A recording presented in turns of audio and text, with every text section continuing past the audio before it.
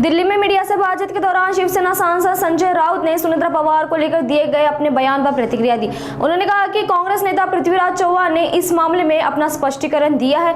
राउत ने कहा कि सुनेत्रा पवार राजनीति में नहीं है, लेकिन उनका परिवार लंबे समय से राजनीति में है। उन्होंने बीड़ की कानून व्यवस्था, राष्ट्रवादी कांग्रेस के आंदोलन, संसद के कामकाज और दीवा पाटिल नामकरण समेत कई मुद्दों पर भी अपनी प्रतिक्रिया दी। आइए एक नजर डालते हैं उनके विस्तृत बयान पर। सुनेत्रा पवार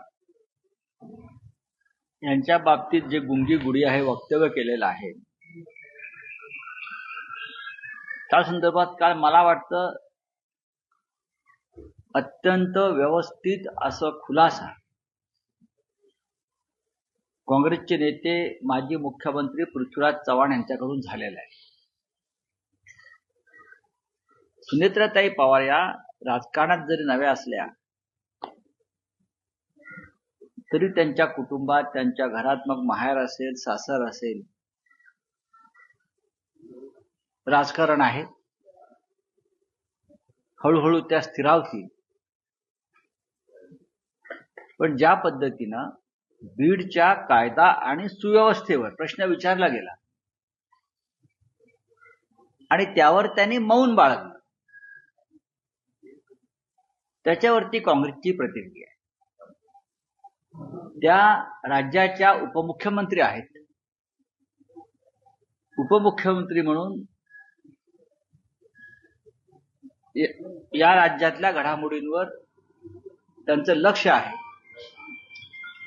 बीड जिल्ह्यामधले नेतेही त्यांच्या बाजूला बसले होते। धनंजयराव मुंडे हा प्रश्न त्यांच्या संदर्भातला होता हे जर आपण स्वीकारलं, पत्रकाराने विचारलेला, तर राज्याच्या उपमुख्यमंत्री म्हणून त्यांनी त्याच्यावर भाष्य करणं हे अधिक योग्य ठरलं असतं। अर्थात तो त्यांचा अधिकार आहे। पण धनंजय मुंडे यांनी त्यांच्या समोरच्या माईकचा ताबा घेतला असं मी ऐकलं आणि पत्रकार परिषद गुंडाळून त्या निघून गेले। आता सुनेत्रा वहिनींना जर कोणी गुंगी गड्या म्हटलं असेल, त्या जागी कोणी जर एखादा पुरुष मंत्री असता, एकनाथ शिंदे असते किंवा राज्याचे मुख्यमंत्री फडणवीस असते, तर त्यांना गुंगा गुड्डा म्हटलं असतं। आपण राजकारणामध्ये आहोत, आपण ही टीका सहन केली पाहिजे आणि त्याच्यावरती भविष्यामध्ये या चुका होणार नाही याची काळजी घेतली पाहिजे। इंदिरा गांधी यांना गुंगी गुडिया ही उपाधी दिली होती, पण इंदिराजीने सिद्ध करून दाखवलं की मी स्वतंत्र पाण्याची एक नेत्री आहे, मी गुंगी गुडिया नाही। भविष्यामध्ये सरकारमधले असे अनेक गुंगे गुड्डे आहेत जे अडचणीच्या प्रश्नावरती उत्तर द्यायचं टाळतात। याच्यामध्ये स्त्री आणि पुरुष हा भेद करणं योग्य नाही। आपण घटनात्मक पदावर बसलेले आहोत, मग स्त्री असेल किंवा पुरुष असेल। हा काय एखाद्या स्त्रीचा अपमान आहे किंवा पुरुषाचा अपमान आहे असं मला वाटत नाही। आपण अत्यंत संयमाने याच्यावरती भाष्य करणं राज्याच्या उपमुख्यमंत्री म्हणून हे अत्यंत गरजेचं असतं। पण यातून सुनेत्रा वहिनी नक्कीच अनुभव घेतील आणि शिकतील। बाकी भाषा वापरताना काळजी घेण्याची गरज आहे असं वाटतं। नाही, बघा, भाषेविषयी तुम्ही मला प्रश्न विचारला तर माझी भाषा काय असं परत प्रश्न विचारा। तुम्ही भाषेविषयीचा प्रश्न कोणाकडे काढता? महिलांच्या बाबतीतली भाषा असं मला म्हणायचं। महिलांच्या बाबतीतली भाषा, गुंगी गुडिया ही काय अनपार्लमेंटरी शब्द नाही। गुंगी गुडिया हा अनपार्लमेंटरी शब्द आहे का? नाही, हा नेहमीचा वाक्प्रचार आहे। अर्थात त्यातून आता सुनेत्रा वहिनींनी काही गोष्टींचा अनुभव घेतला पाहिजे, शिकलं पाहिजे। आणि राज्य हा जो विषय आहे हा सुनेत्रा पवार हा व्यक्ती म्हणून नसून राज्याच्या उपमुख्यमंत्री म्हणून आहे। लक्षात घ्या, त्यांना बारामतीत त्यांच्या घरी जाऊन कोणी प्रश्न विचारलेला नाहीये। त्या राज्याच्या घटनात्मक पदावर आहे, त्यांनी शपथ घेतलेली आहे। बीडवर त्यांचं अधिपत्य आहे, त्यांच्या पक्षाचं।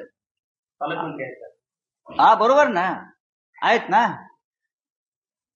मग जर त्यांना प्रश्न विचारला असेल बीडचा लॉ अँड ऑर्डर विषयी आणि त्यांनी मौन बाळगला असेल, तर पत्रकारांच्या भावना आणि त्याच्यावरती व्यक्त झालेल्या राजकीय पक्षाच्या भावना या समजून घेतल्या पाहिजेत। यापुढे सुनेत्राताईकडून अशा प्रकारचं मौन बाळगलं जाणार नाही।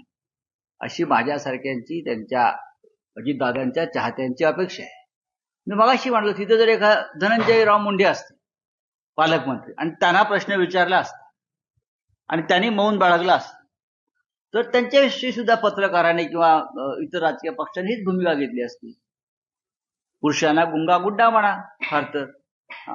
तर सर पण राष्ट्रवादी दोन्ही राष्ट्रवादी आंदोलन करणार आहेत. कशा करता सुनेत्रा पवारांचा अपमान झाला. नाही मला माहित. बघा आता कोण कशा करता आंदोलनं करतील मला माहित नाही. ह्याच्यामध्ये अपमान व्हावा असं मला काय वाटत नाही. ठीक आहे, शब्द जपून वापरायला पाहिजेत वगैरे या गोष्टी खऱ्या आहेत, पण हा अनपार्लमेंटरी शब्द असेल तर मग तो शब्दकोशातून काढावा नाही.